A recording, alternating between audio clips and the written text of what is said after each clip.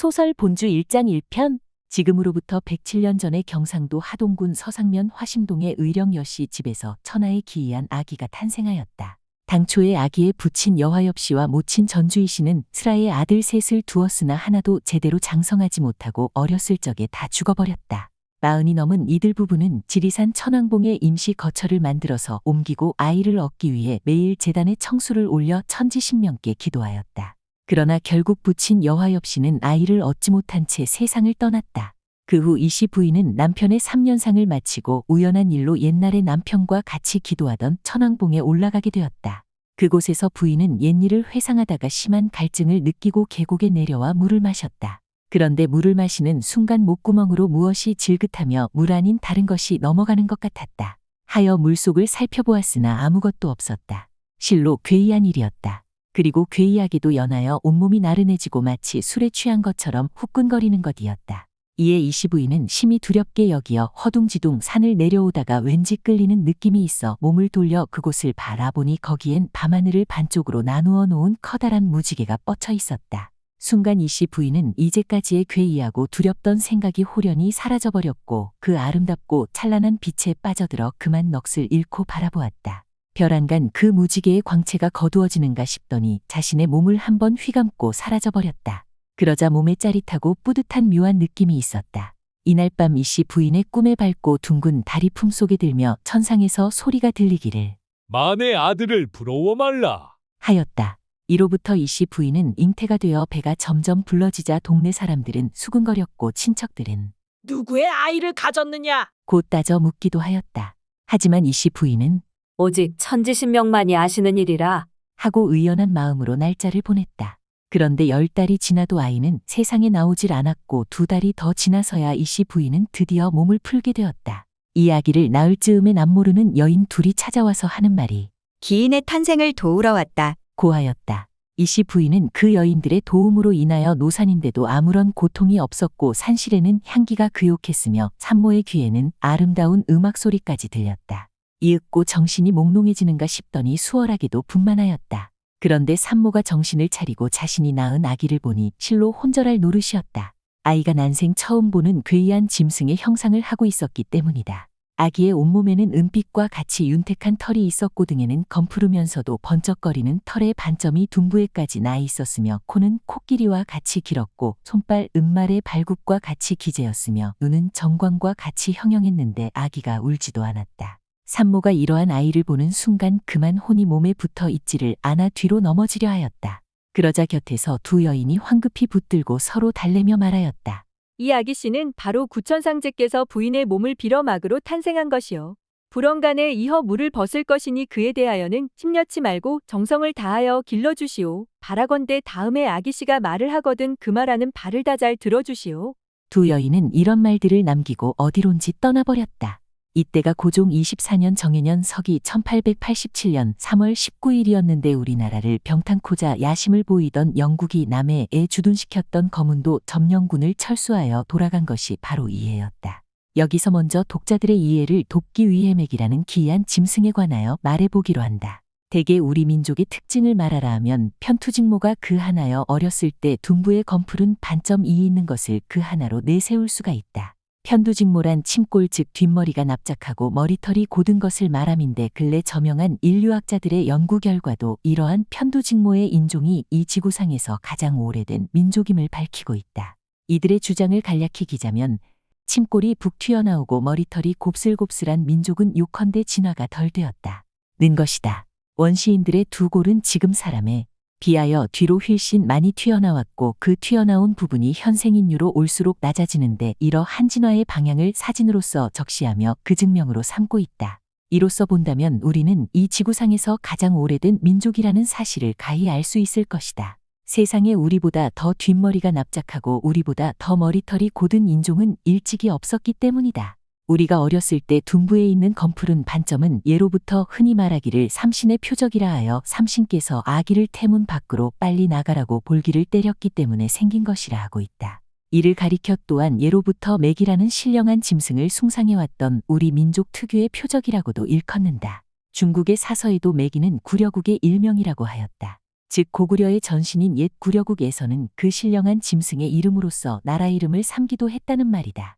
그리고 또 옛날에는 맥을막이라 일컫기도 했는데 고구려의 5부족인 5부맥을 총괄했던 막리지라는 관직 역시 그 신령한 짐승의 이름을 내세워 관명을 삼은 것이다. 태초에 이 천지가 열리고 오행의 기운이 정해지자 상제께서는 이 동토에 최초의 인간을 출현시켰다. 그 최초의 인간이 바로 우리의 조상이라는 사실은 그 누구도 부인할 수가 없는 일이다. 이 조상들은 아마도 토굴 속에 살면서 비바람을 피하고 맹수의 침입을 막았을 것이다. 하지만 뱀이나 정갈 등의 독충들도 그 몸을 편안히 도사리기 위해 소리 없이 이 원시 조상들의 거처를 찾아 들었을 것이 틀림없다. 이러한 혈거시대로의 어른이야 가히 그 화를 면할 수 있었다 손쳐도 어린이 또한 쉬이 그러할 수는 없었으리라. 그런데 크게 인간을 돕는 하늘의 뜻이 있어 그 독충들을 제거해주는 신수가 있었으니 이를 하기를 맥이라 하였다. 맥은 대개 굴이나 쇠를 먹고 사는 짐승인데 본초강목에 이르기를 곰과 같고 사자의 머리에 승냥이 털을 지녔으며 갈기는 날카롭고 다리는 짧다. 그 똥으로 칼을 만들면 가히 옥을 끊을 수 있고 오줌은 능히 무쇠를 녹여 물로 만든다. 하였다. 이러한 신수가 항상 우리의 원시 조상 곁에 있으면서 질병을 막아주고 생명을 보호하며 지혜를 일깨워 주었다. 그 원인인즉 맥이 사람과 같이 있으면 토굴 안에 습기가 없어지고 나쁜 기운이 사람에게 침노하지 못했다. 그리고 사람이 밖에 나가면 늘 따라다니며 맹수를 물리치고 독충을 제거하였다. 사람은 그것이 쇠를 찾아 먹고자 하여 광석을 갤 때 일어나는 불꽃을 보고 비로소 불을 사용하는 지혜를 얻게 되었다. 그리고 뒷날에는 그 불을 이용하여 쇠를 녹이고 단련하는 법도 깨닫게 되었던 것이다. 하여 우리 조상들은 이 신령한 짐승을 숭상하게 되었고 뒷날 중국인들은 우리를 가리켜 맥족이라 일컫게 되었으므로 중국인들이 우리를 가리켜 동이라 칭하기도 하였고 그 화를 맥궁이라 일컬었다. 송대의 육세는 말하기를 맥에 가죽으로 앉는 방석이나 깔고 눕는 요를 만들어 사용하면 능히 막외 밖의 사기를 소멸시킴으로 막자로 쓴다. 하였다.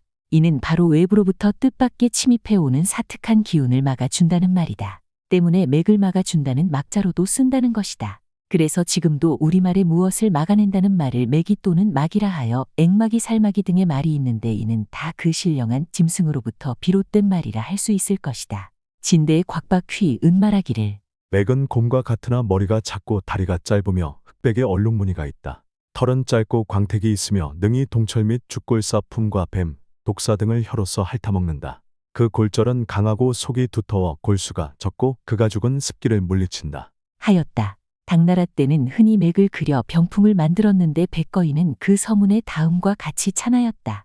막은 코가 코끼리와 같고 눈은 물소와 같으며 소의 꼬리에 호랑이 발을 한 것처럼 생겼는데 남방의 산속에 산다. 그 가죽을 깔고 자면 연병과 같은 역지를 물리치고 그 형상을 그려놓으면 사사로운 기운이 물러간다.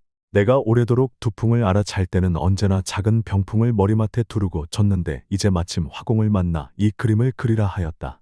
산해경 을 살피건대 이 짐승은 쇠와 구리를 먹고 살 뿐 다른 것은 먹지 않는다 하였다. 인하여 느끼는 바가 있어 찬하는 것이다. 백거이는 또 이렇게 말하였다. 지금 검촉과 아미산 속에 가끔 맥이 나타나는데 그 지방 사람들의 가마솥 따위가 흔히 그 먹이 되어 잠옷산에 사는 사람들의 근심거리가 되고 있다. 또한 그것을 잡아 약으로 쓰기도 하는데 그 이빨과 뼈가 지극히 단단하여 칼이나 도끼로 내리쳐도 단철이 다 부스러지고 떨어져 나간다. 불로서도 또한 태우지 못한다. 때문에 사람이 이것을 얻으면 거짓으로 부처의 이빨, 부처의 뼈라 하여 풍속을 속인다. 또한 본초에는 다음과 같이 이르고 있다. 맥의 기름은 주로 종기를 치료하는 데 바르는데 능히 살과 뼈 속에까지 침투하여 낫게 한다. 하지만 그 기름을 동철로 된 그릇에 담아두면 그릇이 다 녹아 없어지고 질그릇에 담아두면 다 뚫고 나가 버리니 오직 꿀기 담아두어야 새지 않는다. 맥의 똥은 동철이 뱃속에 들어간 자에게 물에 타서 먹이면 곰 소화되어 물이 된다. 이상으로 매기에 관한 옛 문헌을 대략 살펴보았는데 백거이가 말한 매기는 당시까지만 해도 중국의 서남부에 간혹 살고 있었던 것으로 짐작할 수가 있다. 하지만 그가 산해경에서 상고했다는 부분은 지금 전하고 있는 산해경 어느 년에도 가히 찾아볼 수가 없다. 다만 산해경 해내서경에 맥국이 나오는데 그 맥국은 곽박 휘꽃 애주에 이르기를 지금의 부여국이 곧 예맥의 옛 땅이다 했고 후한서 동의전에는 맥은 곧 지금의 조선국 땅이다 하였다. 이로 미루어 보더라도 우리가 옛날에 그 신령한 짐승으로서 민족의 상징을 삼고 나라 이름을 삼았다는 사실이 더욱 분명해지는 것이다. 대개 옛 문헌의 매개 형상을 말했음이 다소 차이가 있으나 그것이 쇠를 먹고 산다는 점에서는 일치하고 있다. 지금도 말레이시아, 자바 등의 일부 지역에는 맥이라는 이름을 가진 짐승이 살고 있는데 성질이 온순하고 초식성이며 낮에는 그 몸을 숨기고 밤에만 활동한다고 한다. 이를 학계에서는 말레이 맥이라 하는데 앞에서 말한 맥이처럼 쇠를 먹고 사는 것은 아니다. 이제는 이마저 거의 멸종 위기에 처해져 세계 희귀 동물 보호협회로부터 각별한 보호를 받고 있다. 옛 문헌을 상고하다 보면 능히 쇠를 먹고 살았던 짐승이 메기뿐만은 아니었다. 파키스탄의 설철 몽고레안, 중국의 고노토, 고려의 불가살 등도 다 쇠를 먹고 살았다고 한다. 하나 이들은 다 잠시 나타났다 사라진 것이었고 그 이름이 다 다름으로 여기서는 관련지어 설명하지 않기로 한다.